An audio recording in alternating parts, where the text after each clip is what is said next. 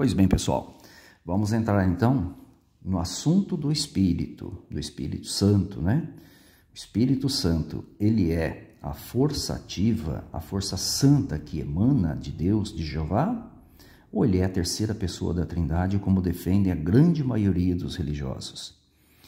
Para que a gente possa dar uma resposta detalhada e com muita base para vocês, precisamos primeiro analisar a aplicação do termo Espírito na Bíblia. Então, primeiro eu fiz aqui um esboço para mostrar para vocês a origem dos nomes, como esses nomes são escritos, né, tanto em hebraico como em grego, e algumas aplicações do termo Espírito nas Escrituras, para a gente ter uma noção que Espírito não significa uma única coisa, mas é um termo polissêmico que tem diversos significados nas Escrituras, né? A gente vai aprender também nos vídeos adiante, serão, acredito que 7, 8 vídeos só sobre esse tema. Vamos aprender sobre metonímia, vamos aprender sobre prosopopeia, que vai nos ajudar quando o termo ele está se referindo a algo que emana de Deus ou ao próprio Deus, tá? Tenho certeza que vocês vão gostar de toda a abordagem que a gente vai fazer aqui, tá bom? Então vamos lá. Nesse primeiro vídeo, eu coloquei assim, ó, o Espírito, a origem, o significado e o uso do termo das Escrituras. A primeira ocorrência da palavra Espírito está em Gênesis capítulo 1, versículo 2. A gente vai ter muita abordagem só em cima desse versículo aí para vocês terem uma noção, tá? É assim que é escrita a palavra Espírito em hebraico, tá? Eu antigamente lia errado, depois eu aprendi, né? Eu dizia ruá, né? Não tem nada de ruá não, tá? É ruar, tá? Essa é a leitura que se faz aqui, né? Pelo menos acredito que é a mais próxima, tá bom? Na verdade, ela aparece com essa construção aqui em Gênesis, tá? Veruar Elohim, que é traduzido geralmente Espírito de Deus. Alguns colocam com letra maiúscula, a gente não vai entrar nesse mérito agora, tá? Muito bem. Nós temos também outra forma da palavra Espírito em hebraico. Às vezes assim, ó, Ruach Kodesh, né? Ou Kadosh, né? Dependendo da construção do texto, tá bom? Aqui eu coloquei o termo raiz, para vocês terem uma ideia. Então, aqui está Ruach Kodesh, tá? Significa Espírito Santo. Há apenas 3 ocorrências dessas palavras aqui juntas em todas as escrituras hebraicas. Uma delas é no Salmo 51:11, tá bom? Espírito Santo em português. Em grego, é dessa forma aqui, a leitura já é para cá, tá? Aqui eu coloquei o termo raiz, tá bom? Eu não coloquei o termo que geralmente às vezes tem uma pequena variante na escrita e na pronúncia. Então tá, pneuma agios, tá? Pneuma agios. A primeira ocorrência é Mateus 1:18, onde é traduzido por Espírito Santo. Tá bom? Então, esses são os termos, né, ou a forma como é escrita, tanto em hebraico como em grego, a palavra Espírito e a palavra Espírito Santo. Agora, nós vamos a algumas aplicações do termo Espírito. A palavra Espírito, ela é uma palavra polissêmica, tanto nas escrituras hebraicas como nas escrituras gregas. O que significa isso? Ela tem vários sentidos e várias aplicações. Então, o contexto é que vai indicar do que de fato está se referindo, tá bom? Por exemplo, o primeiro ponto que eu quero detalhar para vocês aqui, que o termo espírito, às vezes, pode ter o sentido de disposição mental do indivíduo, tá? Então, nós temos aqui alguns exemplos, ó. Marcos capítulo 14, versículo 28, é uma fala de Jesus, né? Que ele disse, ó, o espírito está pronto, ou está disposto, ou está ansioso, ou está preparado, mas a carne é fraca. Está se referindo o quê? A disposição mental do indivíduo, né? Provérbios 25:28 diz assim, ó: como uma cidade derrubada, sem muro, assim é o homem que não pode conter o seu espírito. Pneuma em grego, e ruach em hebraico. O homem que não contém o seu ruach, ou seu pneuma, né? Como que algumas bíblias vertem? Elas vertem assim, ó, não tem domínio próprio. Então está se referindo à disposição mental. Olha aqui, ó, não sabe se controlar, sem autocontrole, não sabe dominar-se, não sabe se controlar. Aqui está as Bíblias conforme está a tradução, tá bom? E nós temos aqui embaixo um outro exemplo, são vários exemplos, aqui estou citando apenas 3.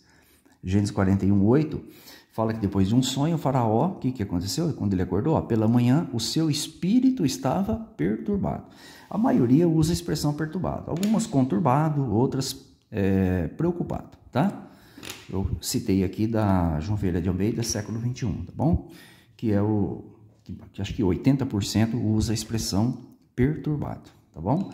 Está falando do quê? Da disposição mental de Faraó, né? Mas ali aparece a palavra espírito, tá bom? Vamos ver outra aplicação do termo espírito. Está aqui, ó. Espírito como força de vida. Não tem nada a ver com o Espírito Santo, que é aquele que nos fortalece para uma atividade, tá? É a força de vida que está ativa no nosso organismo. Vamos ver aqui algum exemplo, ó. Em Gênesis 6:17, ali Jeová, ele diz que ia destruir tudo em que havia fôlego de vida. A palavra que aparece ali é ruach, em hebraico, né? Ou pneuma em grego, na Bíblia grega, tá? Seria ruach de vida, né? Olha lá, tá?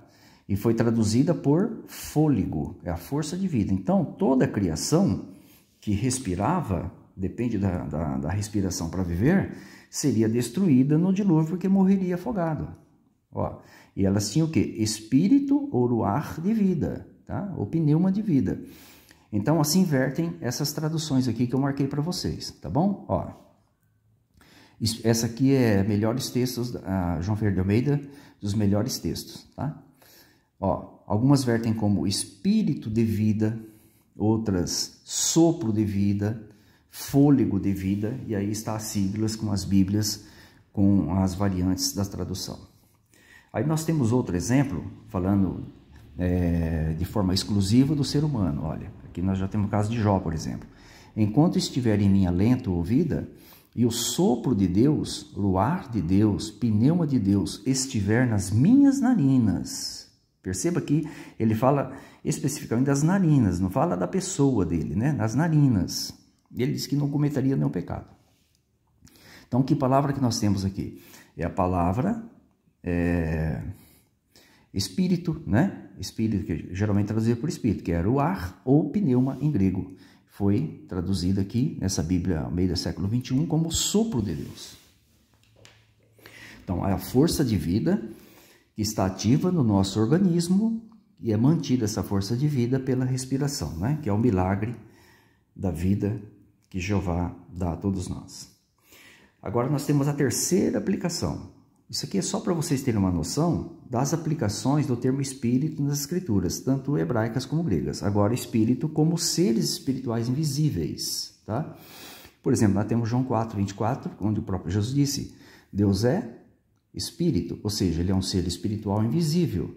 O mesmo se aplica aos anjos, em Hebreus 1:13-14. Não são todos eles espíritos, né? Servidores, etc. Mas ali usa a palavra pneuma, tá? Nós temos aqui em 1 Reis outro exemplo, agora um exemplo das escrituras hebraicas, né?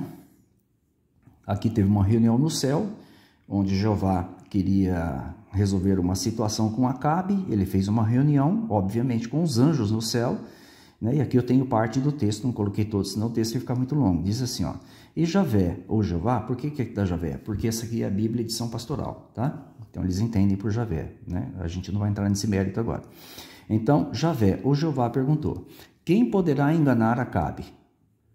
Né? Que Jeová queria fazer alguma coisa lá para lograr Acabe. Aí, uns diziam uma coisa, outros diziam outra. Quem são esses aqui? Obviamente que eram os anjos que estão diante de Jeová, não é? Aí, então, um desses anjos, aqui chamado um espírito, um ruach, olha só, tá? Que não tem nada a ver agora com sopro, não tem nada a ver com disposição, tá? Um espírito se aproximou, ficou diante de Javé ou de Jeová e disse lá as palavras que Jeová gostou. Perceberam? Então, o termo espírito pode se referir a seres espirituais, incluindo Deus e os anjos e até o próprio Satanás.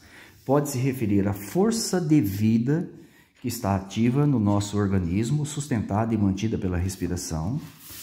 Pode também se referir à disposição mental do indivíduo, tá? Como nós podemos notar nesses exemplos aqui. Então esse vídeo foi apenas uma entrada para a gente ter uma noção do que virá pela frente quando nós formos entrar na questão do Espírito Santo, né? Se ele é a força que emana de Deus, a força santa que emana de Deus, ou de fato seria a terceira pessoa, né? Que, segundo defende o sistema religioso, como a terceira pessoa da Trindade. Então nós vamos aprender um pouco sobre metonímia, sobre prosopopeia, as aplicações, para que a gente possa entender perfeitamente esse tema. Eu tenho certeza que todos vocês vão gostar bastante, ok? Então até lá, um forte abraço, fiquem todos com as bênçãos de Jeová e aguardem os próximos vídeos que a gente vai colocar aqui.